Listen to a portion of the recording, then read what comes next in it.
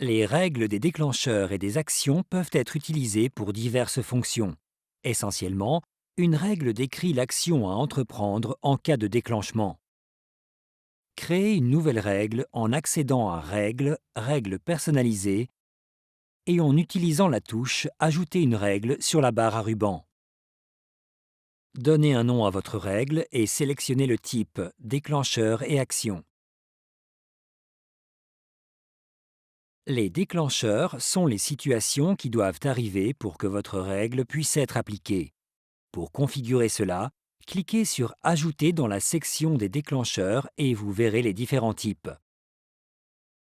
Les déclencheurs lecteurs se produisent lorsqu'une référence est présentée à un lecteur. Cela peut être spécifique à toute personne ou groupe de personnes et à n'importe quel endroit. Des déclencheurs d'entrée se déclenchent lorsqu'une entrée dans le système change. Par exemple, si vous devez appuyer sur un bouton pour ouvrir plusieurs portes.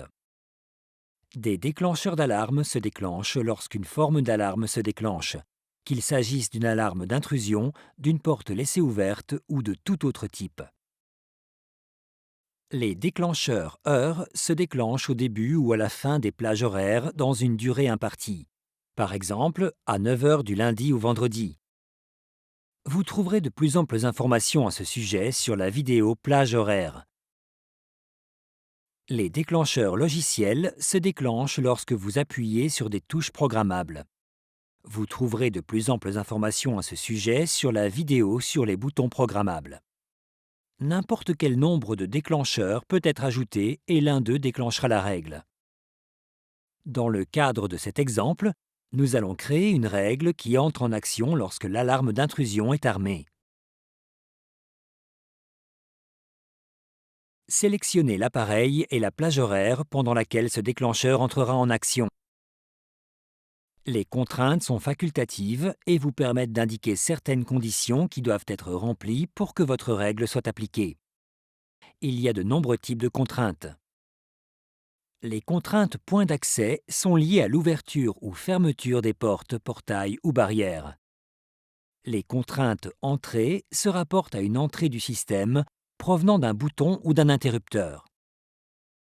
Les contraintes sortie se rapportent à toutes les sorties du système. Les contraintes alarme concernent une alarme. Par exemple, vous pouvez souhaiter que votre règle soit appliquée uniquement lorsque l'alarme d'intrusion n'est pas réglée. Un certain nombre de contraintes peuvent être ajoutées. Toutes doivent être vraies lorsque le déclencheur entre en action pour que quelque chose se fasse. Dans le cadre de cet exemple, nous ne fixerons aucune contrainte. Les actions apparaissent lorsqu'un déclencheur entre en action et que toutes les contraintes sont satisfaites.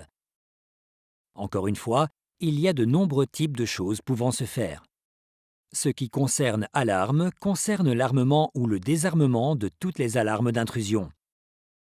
Les actions logicielles vous permettent de générer dynamiquement un nouveau rapport d'appel, en cas d'alarme incendie par exemple.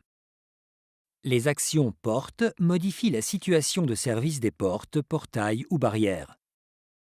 Les actions sortie vous permettent d'allumer ou de couper divers appareils, par exemple des appareils d'éclairage ou de climatisation.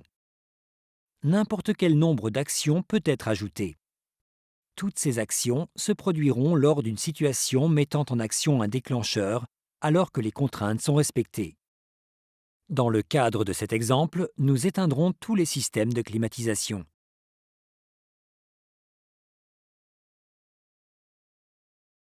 Notre nouvelle règle a été établie pour garantir que tous les appareils de climatisation soient éteints lorsque l'alarme anti-intrusion du bâtiment est déclenchée. Nous pouvons voir cela en action ici. Vous pouvez établir autant de règles que vous le souhaitez et celles-ci peuvent être agencées en groupe comme tout le reste dans Paxton 10. Pour voir les règles s'appliquant à une personne, accédez simplement à son dossier et sélectionnez Personnaliser sur l'onglet Autorisation.